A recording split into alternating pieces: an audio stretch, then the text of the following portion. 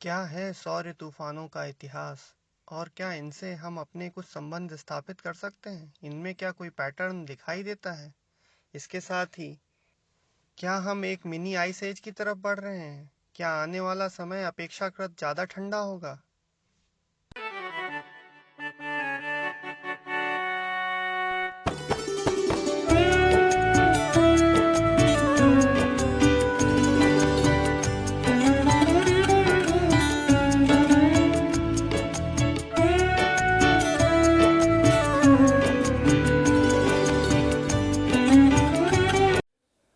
तो ये 11 साल के साइकिल की जो हम बात कर रहे हैं, इसका हिसाब हमने कब से लगाना चालू किया है इसकी बात कर लेते हैं।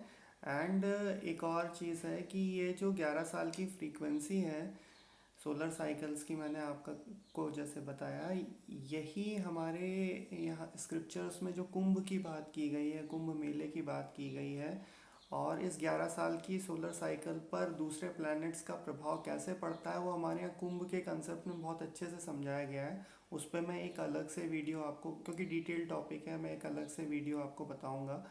सो फर्स्टली ये समझ लेते हैं कि ये जो 11 साल की जो फ्रीक्वेंसी है, इसका हिसाब हमने कब से लगाना चालू किया।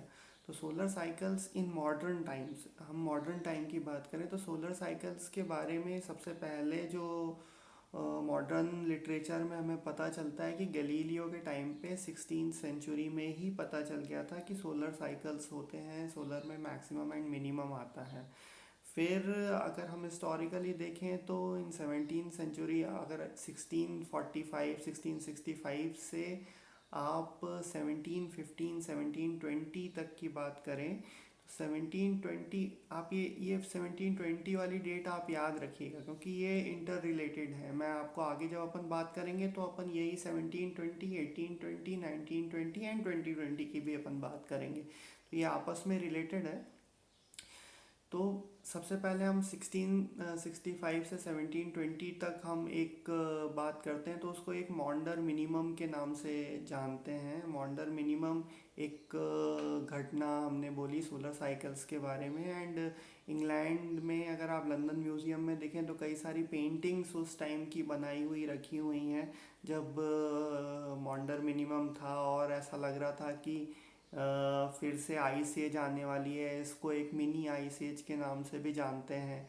उस समय वो पेंटिंग्स अगर आप देखें तो फेमस जो लंदन ब्रिज है, उसके नीचे जो टेम्स नदी है वो जम गई है पूरी, वो पूरी फ्रीज हो गई है। ऐसी अच्छी अच्छी पेंटिंग्स लंदन के म्यूज़ियम में बनी रखी हैं उस समय की हिस्ट्री अगर अपन देखें तो बेसिकली मैं ये बोलना चाहता हूँ कि हमने उस समय से हिसाब लगाना मॉडर्न टाइम्स में सोलर साइकिल का चालू किया। और 18th सेंचुरी में अगर पर्टिकुलरली देखें तो 1876 से आज तक, 1876 से आज तक एक भी दिन ऐसा नहीं गया है जब जब हमारे पास सन के फोटोग्राफ्स नहीं है कि उस सन पे उस दिन कितने सनस्पॉट थे। हमारे पास सारे डेज फोटोग्राफ्ड हैं। तो ये 11 साल के साइकिल्स अगर हम समझें तो हमने एक ये मिड या लेट 18th सेंचुरी में हमने चालू किया, और तब से अभी तक हमने चालू वो 11 साल के साइकिल्स को हमने स्टडी करना चालू रखा है। एंड हमारे पास written down authentic record available है। 1876 से जो हमारे पास रिकॉर्ड अवेलेबल हैं, तो हमने 11 साल के साइकिल्स की, सोलर साइकिल्स की सीरीज़ बनाना चालू किया कि पहला साइकिल, दूसरा साइकिल, तीसरा साइकिल। तो वो अभी जो हमारा साइकिल एट प्रेजेंट चल रहा है वो 24th साइकिल ख़त्म होने वाला है। It was suppose to end in April 2020 and हमारा 25th साइकिल चालू होने वाला था। अब ये जो 24वां साइकिल अभी जो ख़त्म हुआ है या होने वाला है अप्रैल में, इस साइकिल की बात करें, ये 24वां साइकिल बहुत ही महत्वपूर्ण है, बहुत ही इम्पोर्टेंट है।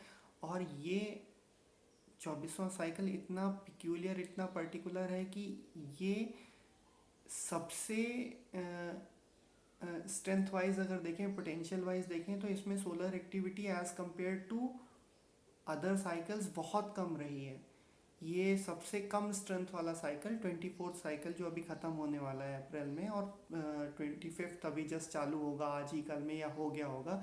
इसके बारे में भी बहुत सारे डिटेल्स नासा एंड यूएस की ऑब्जर्वेटरीज की साइट्स पे अवेलेबल हैं। तो जो 24th साइकिल जिसकी मैं बात कर रहा हूँ, ये बहुत ही कम था स्ट्रेंथ में, इसमें सोलर एक्टिविटीज़ बहुत ही कम थी, और वो सोलर एक्टिविटीज़ इस समय अपने मिनिमम पे हैं। इसलिए आपको अभी बिल्कुल भी गर्मी का एहसास नहीं हो रहा है, या as compare to previous years आपको बहुत कम गर्मी का एहसास हो रहा है। आप देखिएगा कि इस साल काफ़ी ठंड पड़ने वाली है, और आने वाले सालों में भी, यानी कि 2022, 2023 और 2025 के बाद तो और भी ज़्यादा काफ़ी ठंड पड़ेगी, और ये एक मिनी आइस एज की तरह हमें प्रतीत होने लगेगा।